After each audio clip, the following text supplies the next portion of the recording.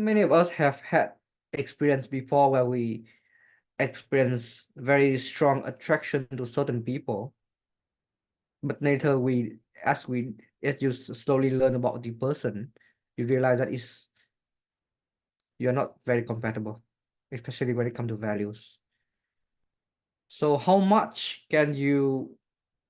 is how much is attraction important to you as compared to compatibility?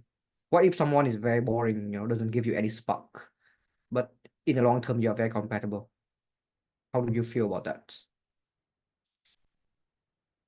But yeah, I think I noticed that, and a lot also agree that a lot of people get blindsided, attracted by the short-term chemistry, and they didn't, and because of, and you get attached to someone too soon, and it just results in heartbreak later on, as we try very hard to make things work. So is there any way to quickly read someone's personalities or read through their patterns to save yourself time and heartbreak later? There might be ways. Another slightly more complicated theory that I would like to bring up beyond that is the triangular theory of love by Robert Sternberg. It's quite a famous theory where the research showed that there are three main components of love, which is intimacy, passion, and commitment. Intimacy is so intimacy is the experience, can be the shared value as well. That easily take time to build, but sometimes if you have shared value, shared background, shared religions, it gives you a sense of intimacy and familiarity. Passion, as you understand, it can be physical or mental attraction towards someone. Usually you discover this very early on, whether you are attracted to someone or not. And commitment, usually this one will take the longest to build. Unless you are like, you're born in the same family, you are siblings, or you are like in an arranged marriage where you have no choice but you are committed to that person. Usually in modern day, it take quite a while to build commitment when you're very sure that you want to commit to somebody. And it's very interesting that Robert assumed that, okay, a consummate love or perfect love should have all three components. But a lot of time people fall into one of the three not so perfect type of love. Romantic love, which is only passion and intimacy, companionate intimacy and commitment, and fatuous love, which is a lot of passion and commitment, but it may be too fast, too soon, and no intimacy yet. So maybe we can take a quick minute to reflect on our past pattern of relationship. So what do you think is usually the type of relationship that you end up with in the past? So the role of personalities, because I I founded the Singapore personality community because we have a lot of people who share the passion for learning about personality science like MBTI or Enneagram, which I feel is that it have many benefits for people reading skills, self-awareness, and even mental health. Because if we have good self-awareness, we would have good relationship, we would have understand why we do what we do. Because a lot of time mental health have to do with we don't know what we want in life, and we tend to burn ourselves out when we lose that passion in life. I think it's not a lot of time. It's not about. I mean, yeah, a lot of time it's not about working too much or being, being work too much, but it's more about you don't know what you are working for. You know.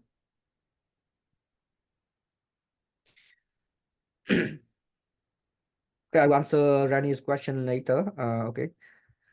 So what the definition of personality is that is a consistent underlying cognitive and emotional patterns behind surface behaviors. So if just surface behavior, if you first meet someone, it's just a tip of the iceberg.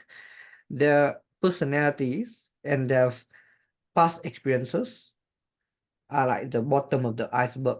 You can think of the personality is like the skeleton, the framework, like the skeleton. And then all the unique, all the personal experiences just fill up that fill up the meat of the skeleton. So if you learn about personalities. You know that there are 8 or 4 or 16 or whatever different skeletons that you can quickly see the shape of someone. You can predict the behaviors of someone if they belong to certain personalities, and that will save you a lot of time and give you a lot of clarity in the future when you start to get more information to understand about the meat of their personality, of who they are. So in terms of attraction and compatibility, I think it affects both attraction and compatibility. If you meet someone, and especially about, I'm not that, definitely it won't affect your physical attraction because it's personalities, but it definitely influence your cognitive attraction, emotional attraction. If you are on the same wavelengths, if you communicate on the similar wavelengths, it's much easier for you to understand each other and build other factor of love later on. And definitely compatibility as well. If you are both introvert, for example, you have a lot of shared values when it comes to family, or how you want to spend your time, how you value a person. Many other, or if you're both feeling, or you're both thinking, you value certain things. I will demonstrate later on. Yeah, so there's a lot of benefit to know about personalities. Temperament is not a new thing, whether it's about zodiac, horoscope. There have been always different temperaments that people have used. Um, Fire, someone, like fire, wind. People, you tend to use elemental ideas to represent temperaments. Temperament is usually bigger than personalities. They are more general. So I'm going to introduce to you an MBTI temperaments developed by psychologist David Kiersey using MBTI that you have learned just now. So he proposed that there are 4 distinct temperament group. So if you have 16 MBTI personalities, they are grouped into 4 big groups of temperaments. Each group have 4 personalities. So NF, the idealist group, have INFP, INFJ, ENFP, ENFJ. They all have NF, or intuitive and feeling, in the middle. NT, they all have intuitive and thinking in the middle. And they are the minority in the population, as you expected of intuitive, 25 to 30%, just you learned just now. Then there are 2 flavors of sensing people. Sensing with the letter P. P stand for, okay, I haven't talked about P and J. I don't want to talk too much about it, even though it's in MBTI as a 4th letter, but it's invented recently by MBTI, and it's not part of the original work by Carl Jung. It's a bit of fuzzy idea, but I will talk about it now. So perceiving P, talk about people who are more spontaneous. They're not so structured in their life, in their work. They prefer to go with the flow. They tend to do things a bit more last minute. J, judging, it's not about being judgmental, but J people, they are more organized. They like to do things step by step. They like to follow KPI and milestones. They want to finish one thing and then move on to another thing. Very steady people. That's J people. So SP people, they are more spontaneous. They are artisans, 30% of the population. SP. SJ are the biggest group. Someone you meet in life, or you go for dating, whatever, it's most likely the Chinese is going to be a guardian. SJ, 40% of the population. So I will give you a quick image of each of them here. Idealist is INFP, INFJ, ENFP, ENFJ. But basically, the idea is that they combine intuition and feeling. If you remember, intuition is about abstract thinking, big picture thinking, potential of thing, and combined with feeling, which is a lot more relational, moral. It's about people and people. That result in a personality with a core drive to maximize human potential. They want to inspire people and empower many other people, humanity itself. So a lot of change maker, advocator, human right fighter, they are most likely an F, because they are very eloquent. They value helping people and move things to the next level when it comes to humanity. So they value, if you have a partner or someone close to you who are NF, you should know that they value harmony, collaboration. They are very sensitive. They love ideas. They love big picture and visions. They are very open-minded. They're often teachers, preachers, psychologists, counselors, social workers, or the more creative one can be like producers, movie producers, writers, poets. As contrast to NF, you have NT, the rational. They're also abstract people, big picture people, but they combine it with thinking, which is a lot more logical, a lot more data driven. So this, instead of caring too much about humanity, they care more about the technical competency, achieve mastery in their technical field. Think about people like Einstein.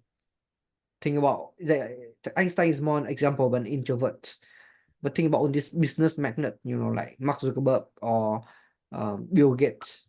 They tend to be, extroverts, but also belong to this anti-rational group where they value professional growth, competency, deep thinking, having fun, and mental stimulation.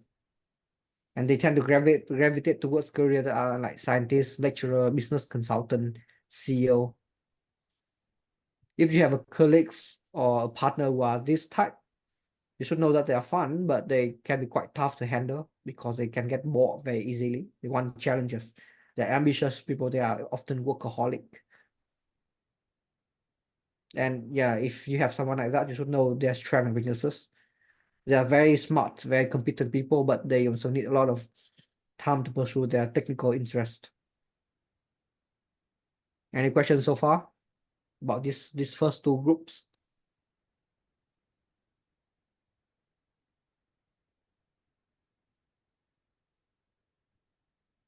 So just now I mentioned about I tend to go for women. I used to idealize and go for women who are very independent, very smart. They tend to belong to this rational group. And I should have known better that that's who they are. That is their pattern. That they are usually very workaholic. They can earn good income, but they probably won't have time unless they really choose to focus on family. Usually they don't. Then you either you have to make a compromise, you have to accept them, or you have to move on. Yeah, because their career and work are very important to them. Having mental stimulation is important to them. They're looking for mind mates, not soulmates.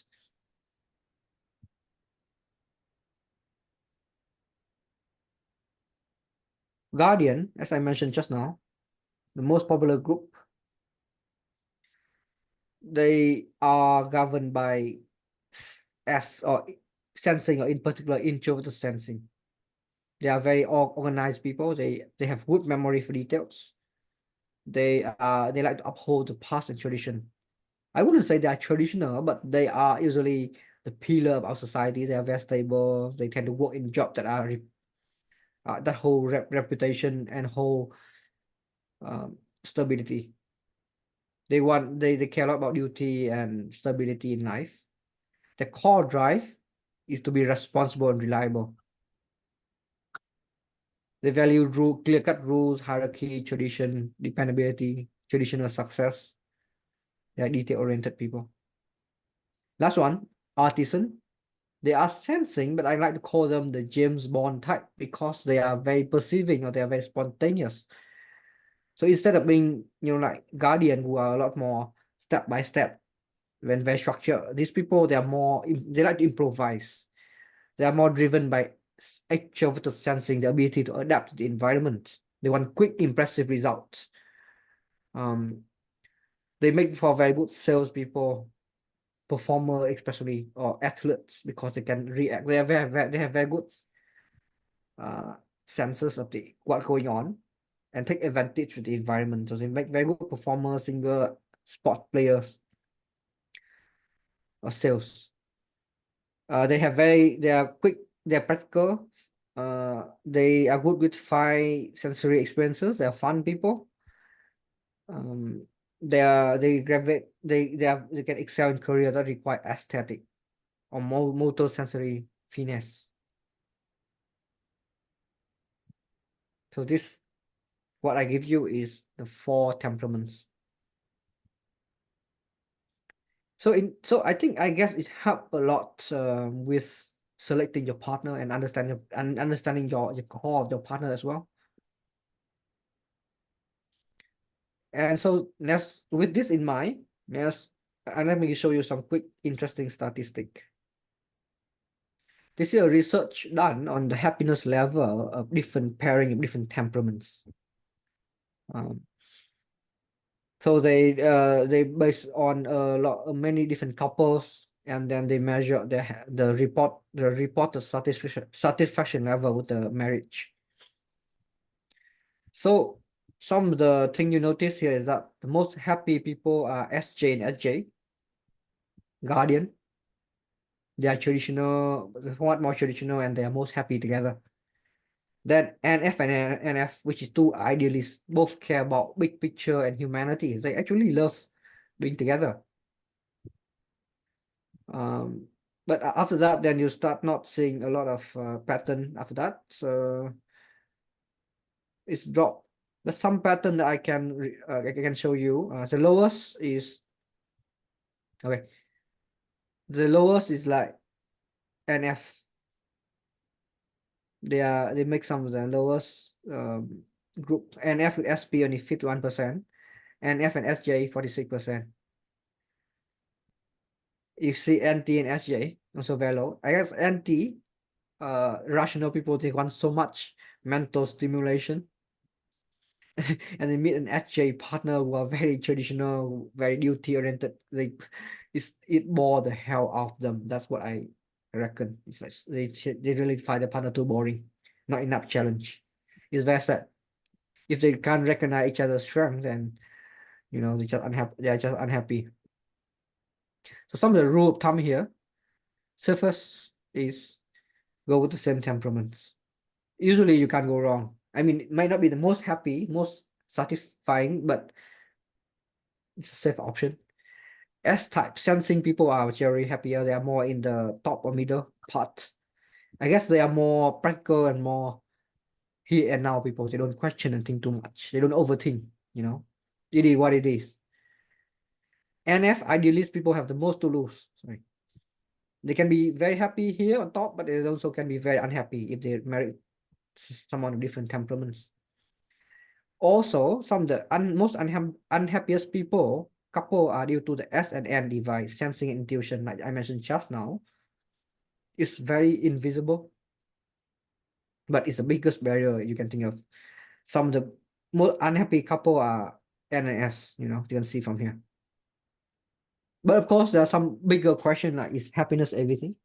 This one just measure happiness, but sometimes like NT, they want growth, or SJ, they want stability.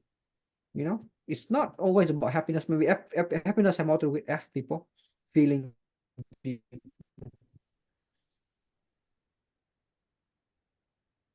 But I think it's an interesting insight.